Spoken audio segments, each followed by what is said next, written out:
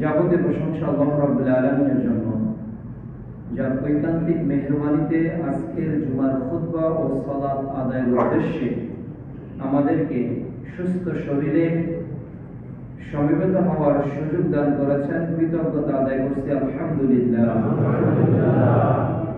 দরুদ ও সালাম বিশ্ব মানবতার মুক্তির দূত, যার আনিত রিসালাতের আদর্শকে বাস্তবায়ন করার লক্ষ্যে আমাদের সার্বিক প্রয়াস মুহাম্মদুর রাসূলুল্লাহ সাল্লাল্লাহু আলাইহি ওয়াসাল্লামের প্রতি যাবতীয় দরুদ ও সালাম। প্রিয় উপস্থিতি, আজকের জুমার খুতবার আলোচ্য বিষয় রাসূল মুহাম্মদ সাল্লাল্লাহু আলাইহি ওয়াসাল্লামের সিরাত অধ্যয়ন পাঠের গুরুত্ব ও প্রয়োজনীয়তা। পৃথিবীতে প্রত্যেক নবীগণ প্রেরিত হয়েছিলেন নির্দিষ্ট কওমের জন্য, জাতির জন্য, কোন এলাকার জন্য। কিন্তু প্রিয় নবীর আগমন ঘটেছিল কোন এলাকা বা কোন জাতির জন্য নয়, সমগ্র বিশ্বের জন্য আল্লাহ তাআলা তাকে নবী করে প্রেরণ করেছিলেন। এই বিশ্ব নবী এমন একজন মানুষ যার সিরাতের প্রতিটি পাতায়, প্রতিটি লাইনে, প্রতিটি শব্দে মুসলিম উম্মার জন্য শিক্ষা, করণীয় ও বর্জনীয়তে ভরপুর।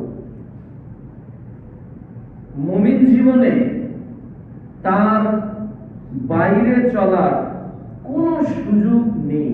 একজন মানুষ তার জীবনের 24 ঘন্টা যার আদর্শ নিয়ে পরিচালিত নিজেকে করতে পারবে, তিনি হলেন মুহাম্মদুর রাসূলুল্লাহ সাল্লাল্লাহু আলাইহি ওয়াসাল্লাম। একজন মানুষ হিসেবে তার সিরাতকে, তার আদর্শকে, তার রেখে যাওয়া নিয়ম এবং নীতিকে মানুষ এমন ভাবে মানতে বাধ্য, যেভাবে একটা রেলগাড়ি পিছনে আর একটা রেলগাড়ি যে লাইনের উপর দিয়ে চলমান, কিয়ামত অবধি এই গতিতে গোটা পৃথিবীর মুসলমানরা তাকে মেনে নিতে ইচ্ছায় এবং অনিচ্ছায় বাধ্য। এ কথাগুলো যেমন ধ্রুব সত্য, ঠিক আর একটা কথাও সত্য যে আপনি ও আমি আমাদের দুই চোখ দিয়ে, আমাদের হৃদয় দিয়ে, আমাদের মস্তিষ্কের বিবেক দিয়ে কি আমি আপনি কখনো বিশ্বনবীর সিরাতকে পাঠ করেছি? আমি কি দেখেছি বিশ্বনবীর অবয়, তার কথা, তার মাধুর্যতা, তার নবুয়তের পূর্বের বেড়ে ওঠা, মক্কার লোকদের সঙ্গে তার শিষ্টাচারিতা, আন্তর্জাতিক মহলে তার সুসম্পর্ক, জীবনের প্রতিটি পরতে পরতে তার আদর্শের যে একটা গাথামালা ইতিহাস কোরআন ও সুন্নাহয় লিপিবদ্ধ আছে, তা মুমিন জীবনে কিন্তু আমাদের পড়া হয়ে এখনো উঠে।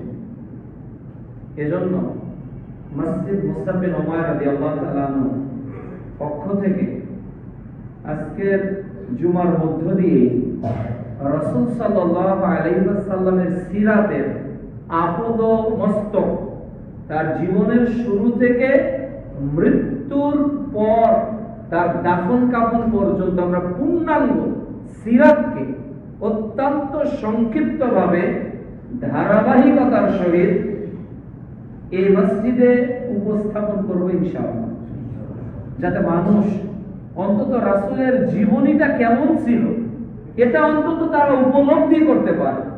তার সন্তানের সাথে, তার মেয়ের সাথে, তার ছেলের সাথে, তার পরিবারের সাথে জীবনের সিরাতের এক একটা পর্ব মুমিন জীবনের এক একটা গতিপথকে পরিবর্তন করে জান্নাতের দিকে এগিয়ে নিয়ে যাবে ইনশাআল্লাহ। এজন্য মুমিন জীবনে সিরাত জানা আবশ্যক। আজকের প্রথম পর্বে আমরা জানার চেষ্টা করব যে রাসূল সাল্লাল্লাহু আলাইহি ওয়াসাল্লামের সিরাত কেন আমাদেরকে পড়তে হবে, কেন আমাদেরকে জানতে হবে, কি বা তার গুরুত্ব। আজকের পৃথিবীতে সবচেয়ে প্রভাবশালী ব্যক্তি আজকের পৃথিবীতে সবচেয়ে ক্ষমতাশীল ব্যক্তি, আজকের পৃথিবীতে সবচেয়ে ধনাঢ্য ব্যক্তি, আজকের পৃথিবীতে সবচেয়ে সমাজ সেবক ব্যক্তি, আজকের পৃথিবীতে সবচেয়ে ভালো ক্রিকেটার, ভালো ফুটবলার, ভালো এক ধরনের ব্যক্তিত্বের ইতিহাসকে মানুষ পর্যালোচনা করে। মানুষ তাদের বিষয়ে পিএইচডি থিসিস করে, গবেষণা করে। এক একজন ব্যক্তির নামে একাধিক গবেষণা হয়েছে, কোন দার্শনিকের নামে, কোন সায়েন্টিস্টের নামে। বিভিন্ন ভাবে পৃথিবীতে বড় বড় বিশ্ববিদ্যালয়ে ব্যক্তিকে নিয়ে গবেষণা করা হয়, ব্যক্তির কোনো একটা থিসিসকে নিয়ে গবেষণা করা হয়, ব্যক্তির কোনো একটা আদর্শ নিয়ে গবেষণা করা হয়। কিন্তু আমরা কি আমাদের নবীর আদর্শ নিয়ে কখনো নিজেদেরকে গবেষক হিসেবে ওই নদীতে যোগ দিতে দেওয়ার সক্ষম বা সামর্থ্য কি আমাদের হয়েছিল? হয়ে ওঠে। আজকে যে যাকে যত বেশি মাহাব্বত করে, যত বেশি ভালোবাসে, তার জীবনী সম্পর্কে না জানলেও সে জেনে ফেলে। কিছু ব্যক্তি সম্পর্কে একজন ব্যক্তি অনেক কিছু জানে, আর কিছু ব্যক্তি ওই ব্যক্তি সম্পর্কে কিছুই জানে না। এমনটা আছে না? কিছু ক্রিকেটার সম্পর্কে একজন ব্যক্তি তার সন্তান আজকে যেটা জন্মগ্রহণ করলো সে সেটাও জানে, আর কিছু ব্যক্তি ওই নামে যে একজন ক্রিকেটার আছে ওটা জানি না। পৃথিবীতে সবচেয়ে একজন প্রভাবশালী ব্যক্তি সম্পর্কে একজন নেতা খুব ভালো জানে, আর একজন ব্যক্তি কিছুই বলতে পারে না। তাহলে পৃথিবীতে যত সিরাত আলোচিত আছে, পৃথিবীতে যত সিরাতের পর্যালোচনা আছে, এটা ব্যক্তি বিশেষে মর্যাদা পেয়েছে, আবার পৃথিবীর অন্য জায়গায় তার ইতিহাস হারিয়ে গেছে, মানে ইতিহাসেই সে। বাংলাদেশের ইতিহাসে এমন কিছু ব্যক্তি আছে যাদেরকে জানতে হবে। একেবারেই এই থেকে শুরু করে মাস্টার্স পর্যন্ত পড়া যতদিন শেষ হয়নি তাকে জানতে হবে। শুধু পড়া শেষ না, নিবন্ধনে তাকে জানতে হবে, বিসিএস এ তাকে জানতে হবে, প্রিলিতে তাকে জানতে হবে, রিটার্নে তাকে জানতে হবে। ওই ব্যক্তিটা সম্পর্কে আবার আফগানিস্তানে জানার কোনো প্রয়োজন নাই।